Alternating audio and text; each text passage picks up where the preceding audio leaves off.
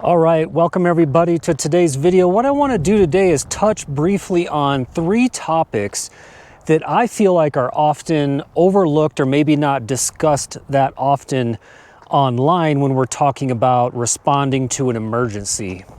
All right, let's get to it.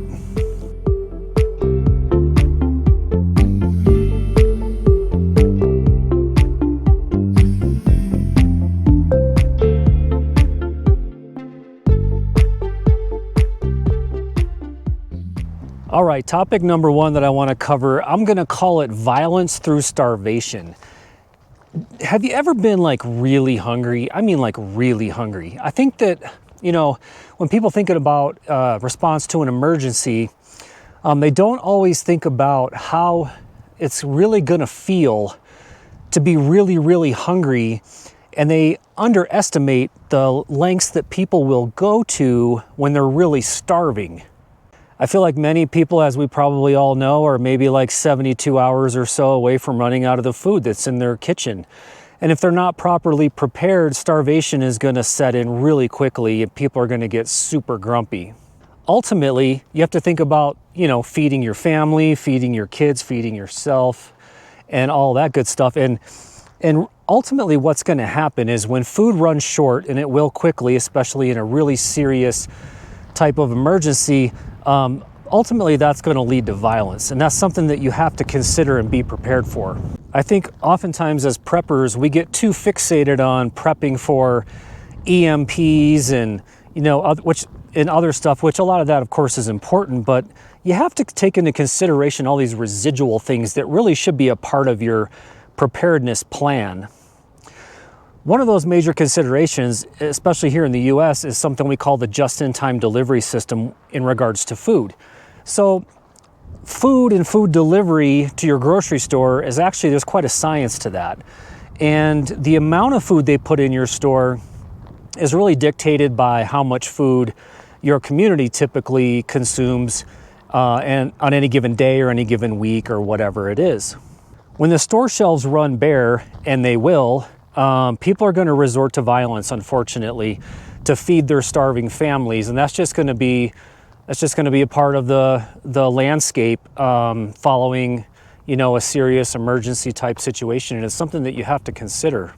All you really have to do is look at what happened during the COVID pandemic. These are pictures of my grocery store when I lived in the city of Denver. I think it was one day after the city issued a stay-at-home order, and basically the mayor got on the news and told people not to panic buy. We want to continue to encourage folks to be smart and strategic about their purchasing. Do not panic buy. This order by no means is a change in the attitude and the belief that, as I shared last week, that we should not be panic buying. It puts everyone in a very precarious position when we do that. You do not need to do that. You can go to the grocery store to grab your essential items, but then again, return back home. Most of the shelves at my local grocery store were already stripped bare. So when it comes to stockpiling food, which you guys hear me talk about a lot on this channel, there's this one thing that sort of always sticks in the back of my mind, and it's something that I heard Les Stroud say years ago on one of his Survivor Man episodes. He was trying to do a survival scenario, and he was gathering firewood, and the gist of what he said was, whenever you're in a situation like that, you should go out and gather however much firewood you think you're going to need, say to get you through a night, and then go out and gather 4 times that amount. The point being, the amount that you think you need is going to be grossly underestimated. I try to take that approach to a lot of my survival preps, and especially when it comes to food. And, maybe that's why I stockpile a lot of cheap foods, because I stockpile so much of it in case some of it has to get donated to a food pantry because it's going to expire or it's going to go to waste. At least I know that I have far more food than I think I need. All right, topic number 2 that I want to cover is the breakdown of your family structure and your community. If you're in the middle of a serious emergency and your family members, who once called you crazy, by the way, for being a prepper, come knocking on your door looking for help, and they have basically taken on no preparedness of their own, How do you feel that you're going to be able to handle that situation? It's a really important question for you to ask yourself when it comes to your family and an emergency. Making a part of your survival plan, you have to determine if these are people that you're going to consider. And if they aren't considered in your survival plan, you have to decide how you're going to go about handling situations where they show up at your house looking for help. Because you just may need to turn them away, and that's something that you need to consider. So one thing that we take into consideration when we're talking about prepping is deciding how much we tell people about our preparedness and our stockpiles and that sort of thing. I can't tell you how many times over the years that I've tried to talk with my neighbors and people in my community that I trusted about preparedness and disaster response, and they often say to me laughingly, well, if really something really bad happens, I'm just going to come over to your house. So it's really important here, this is the point I'm trying to make, that you need to decide how you're going to manage these situations because, truth be told, there may be some people that you'll be willing to help during an emergency, but there's going to be a lot of other people that you're either not going to want to help or just not going to be able to help.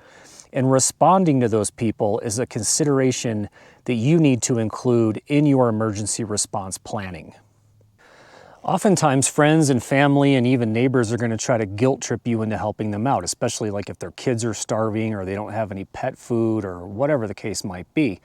You need to be able to manage these types of situations effectively. One thing I try to do when I'm having these conversations with people, family or friends or neighbors or whatever it is I try to encourage people to not joke about it, but take it a little bit more seriously. And I oftentimes give them little pointers about how they can do this because frankly, a healthy survival community is something that I want to be a part of if the shit hits the fan and things get really ugly. And I just really don't want a whole bunch of people in my community all being completely unprepared and knocking on my door looking for help when I know that I can't help them all. So I always encourage them, even in small ways, to begin to plan for their own emergency response. Really the point being here that anybody who's in your survival circle or your survival community needs to be able to pull their own weight or at least come close. I mean, oftentimes we can talk about, maybe not so much that they have to have bigger stockpiles of food than you, but maybe they need to have skills that you don't have. So that's just something to consider. All right, last topic I want to cover is mental health impacts. Now this one's actually a very important one. What I want you to think about here is how stressful an emergency type of a situation is going to be and how you're going to be able to manage that stress. Can you manage stress well? What about when your kids are looking at you and they're stressed out and freaking out, or maybe they're really hungry because you're running out of food? This is something that you have to be able to handle. So something else that I think about is my sleep duration and my sleep patterns in a really stressful situation. Because let's face it, when the power is out and there's no normalcy in your world anymore and you're unsure about the future and what's going on, the stress levels are going to be super high. This is going to affect how you sleep. You might have trouble sleeping. You might have to sleep in shifts with other people in your house so that you can keep an eye on things. Sleep deprivation is a huge risk in your life, both mentally and physically. Something else to think about is, potential bug out scenarios. So if you're sleep deprived and you haven't rested in a couple of days and you're really struggling mentally and there's a lot of stresses going on, not having the proper amount of sleep could dramatically affect your bug out. It's so important to think too, like we talked about a few minutes ago about your community and your neighbors. People might be knocking on your door all the time or at all hours of the night waking you up. And your initial inclination is going to be to try to answer the door and help these people because you know them and they're part of your community, they're part of your family. But the point here is that they're going to interrupt your sleep. This idea of sleep deprivation is something that you really need to consider as a part of your emergency response. So there's no doubt that an emergency situation is going to be incredibly stressful. And this is something that you need to take into consideration and be thinking about, maybe even having mental exercises around as you consider all of your other planning. Like, what could a disaster possibly look like? How much food do I have? Do I need to stockpile more fuel? What is my bug out strategy? I think these are a lot of really high level things that you see covered a lot on YouTube and that people think about, which they're all really important.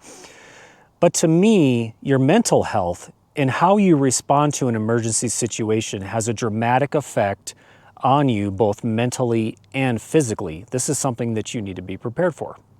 Managing your mental health and your physical health can have a dramatic impact on if you survive or not, or what your quality of life looks like in an emergency response. All right, that's my video for today. 3 considerations that maybe are a little bit overlooked sometimes when it comes to emergency response. I hope that you'll take these things into consideration when you're doing your own preparedness planning. If you have comments about these topics or the video, I'd appreciate if you'd leave them below. I always read them. I try to respond to as many as I can. Till I see you guys on a video in the very near future, everybody take care of yourself.